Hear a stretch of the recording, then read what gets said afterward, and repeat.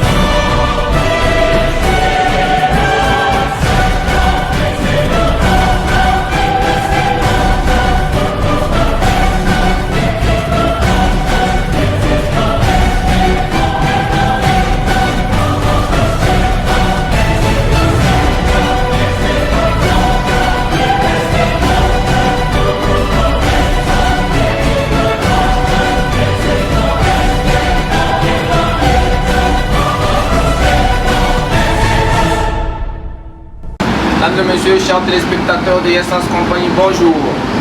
Je m'appelle Ouetra Ogomankou Cédric, président directeur fondateur de Essence Compagnie, une entreprise de géologie appliquée et mine qui se trouve au Burkina Faso. Burkina Faso, c'est un pays qui occupe l'une des places les plus importantes dans l'exportation des matières premières du sol et du sous-sol. Ça veut dire en fait que notre pays est une colonie d'exploitation. Colonie d'exploitation, c'est pour tout simplement dire que les travaux effectués par les colons pour la prospection des métaux, des minéraux, des matières premières en fait, ont été très bien exécutés à tel point que le colon il ne voulait pas habiter ici, il voulait venir ici exploiter. Donc il a très bien fait ses travaux. La preuve en est que en 1932, notre colonie a été supprimée et on a été déporté entre le Haut-Sénégal et le Haut-Niger. Également, les Burkinabés ont été envoyés au Gabon parce que là-bas il y avait beaucoup de femmes là-bas. Donc on a envoyé les Burkinabés pour qu'ils partent féconder. Il y avait la forêt, beaucoup de femmes.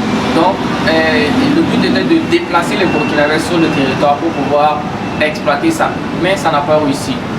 En 1947, on s'est battu et on a repris nos territoires dans les limites anciennes de 1919 et de 1932.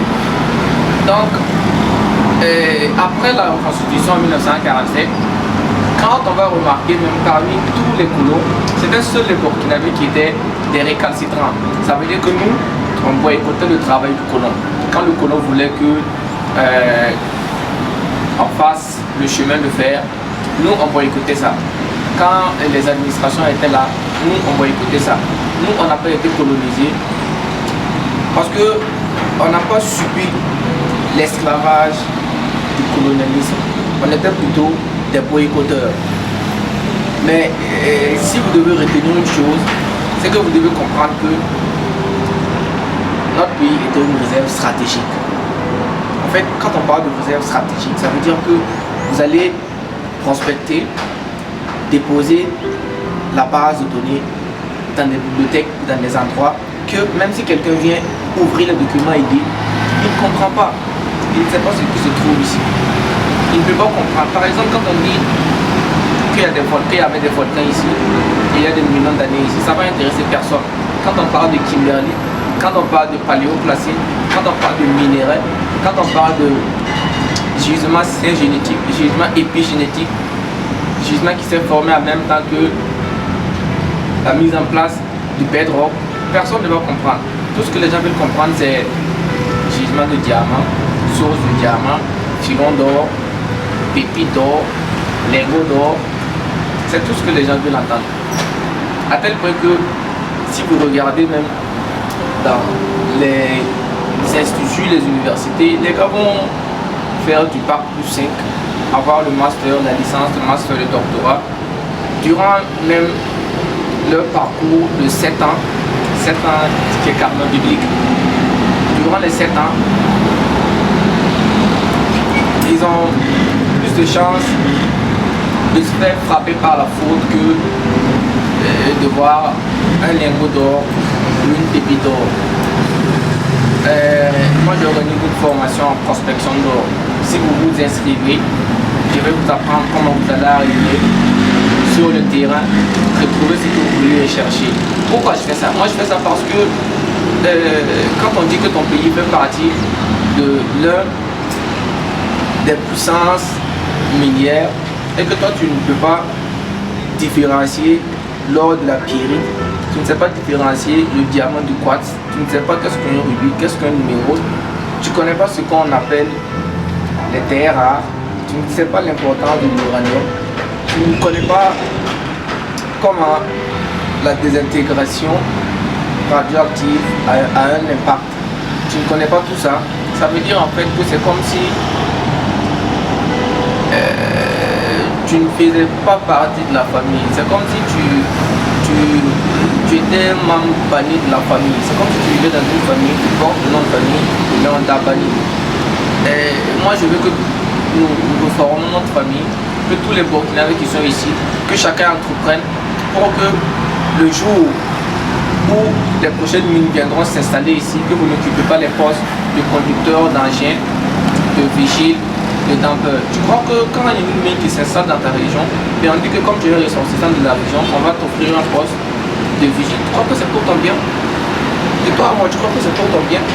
Quand on dit que tu es un vigile dans une mine, il faut savoir que tu exposes ta vie. D'abord, on vient, on occupe votre surface, et toi, tu sers de vigile. Tu sais très bien que dans le domaine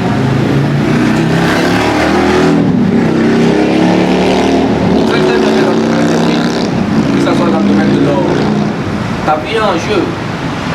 Il y a plus de braquage, il y a moins de braquage de banque que de braquage de mine. Si tu sers de vigile dans une mine, ça veut dire en fait que c'est mieux même que tu peux même sauter du toit d'un immeuble parce que c'est la honte. Autant que la mort que la honte. Si tu conduis l'engin, tu ne vas pas avoir l'occasion de voir l'or parce que tu vas transporter le minerai. Le minerai sera envoyé dans l'industrie de traitement. Quand ils vont traiter, ça sera envoyé dans une raffinerie. C'est parce que les gars qui travaillent dans les mines, quand on dit qu'on résout le chômage, vous êtes 10 000 à travailler dans la mine. Personne là-bas ne verra le lingot d'or. Le minerai que vous allez concentrer, faire sortir l'or à la pureté de 98%, il y aura peut-être sur les 10 000 personnes, une seule personne qui va voir. Le minerai l'or sera transporté dans une raffinerie à l'extérieur pour fondre. Pourtant, c'est nous les premiers en minerai, en matière première. Donc, si moi je te forme, et si un entrepreneur vient pour s'installer et faire une mine dans ta région, il va venir signer un partenariat avec toi. Toi, tu es une entreprise de prospection minière, lui c'est un investisseur. Il vient avec ses milliards et toi tu prends ces milliards, tu payes les dampeurs, tu payes les compresseurs, tu payes les appareils qui vont utiliser leur godet, leur pelle. Et tu vas payer également les équipements de traitement du minerai, tu payes les appareils de prospection avec son argent. Et lui, tout ce qu'il aura à connaître, c'est j'ai investi combien, je prends combien à quand, je prends combien quand. C'est nous qui devons créer de l'emploi aux étrangers qui viennent ici. Ce ne sont pas les étrangers qui doivent venir ici nous former et nous créer de l'emploi. Viens te former à Yes Compagnie en prospection minière. Ça ne coûte pas cher, ça ne coûte que 1000 $. 1000 $, ça ne vaut même pas le prix. Ça ne vaut même pas la moitié du prix pour alimenter un concasseur, pour qu'il broie. N'en parlons pas d'un broyeur, n'en parlons pas d'un convoyeur de minerais, d'une table à secours, d'un four de compilation, d'une fonderie. Imagine combien coûte pour installer une fonderie. Imagine combien coûte pour payer un appareil de prospection. Le simple vient la même, ça coûte combien? Moi je te dis de venir te former à 1000 $ pour venir retrouver n'importe quel minéral que tu veux. Si tu retrouves même un kilo d'or, ça fait combien de millions? Si tu trouves du diamant, ça fait combien? Et moi si je fais ça, c'est pas parce que je veux ton argent pour survivre. Moi je sais où trouver. Si je te montre où aller trouver, ça ne m'empêchera pas de partir trouver. Et puis je suis quelqu'un de philanthrope. Ça fait plus de 5 ans de cela, j'ai commencé à faire des collectes et des remises de dons. J'ai fait des remises de dons il y a 5 ans de cela. Ça fait 5 ans que je fais des remises de dons aux déplacés dus au terrorisme. Maintenant, ça aussi, c'est ma contribution en plus de l'effort de guerre. J'ai commencé à contribuer avant l'effort de guerre, pour l'effort de guerre, bien avant que les gens se mettent au sérieux. Depuis 2018, que je suis en contribution pour l'effort de guerre, ça c'est une contribution très très majeure.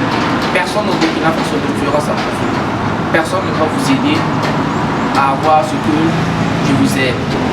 La solution, ça se trouve juste au bout de tes bras. Si tu me contactes, moi, je peux t'aider à réussir.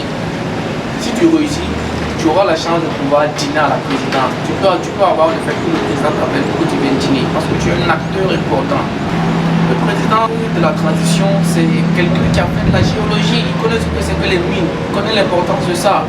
Donc je ne sais pas ce que tu apprends pour t'inscrire. Hein. Moi, je ne fais que te rappeler. Donc, n'hésitez pas à venir, hâtez-vous.